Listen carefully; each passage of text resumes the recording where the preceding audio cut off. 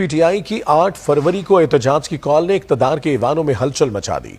हुकूमत 8 फरवरी को P T I के एहतजाज रुकवाने के लिए मुतहर्रिक हो गई। ऑपोजिशन के सामने मुख्तलिफ ऑप्शन रख दिए। ज़राए के मुताबिक 8 फरवरी का एहतजाज रुकवाने के लिए हुकूमत के पी टी आई की आला क़यादत से बैकडोर राब्तों का इंकशाफ। हुकूमत ने पी टी आई को मुज़ाकरात की बहाली के ज़मन में पेशगी के तौर पर अहम पेशकश कर दी। ज़राए का कहना है हुकूमत ने मज़बूत पेशरफ्त के लिए तहरीक इंसाफ की क़यादत की, वज़ीर आज़म से मुलाकात करवाने की पेशकश की। Speaker Ayaz Sadiq P T I को मुज़ाकरात की बहाली पर मुलाकात पर राजी करने की कोशिशें कर रहे हैं।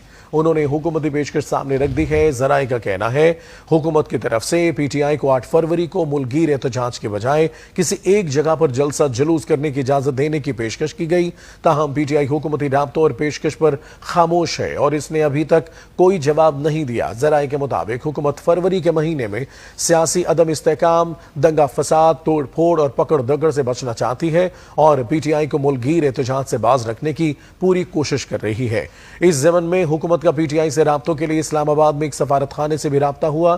ज़राए का कहना है हुकूमत फरवरी में 4 बैनुल-अक़वामी मेगा इवेंट्स के मौके पर सियासी इस्तेहकाम बरकरार रखना चाहती है।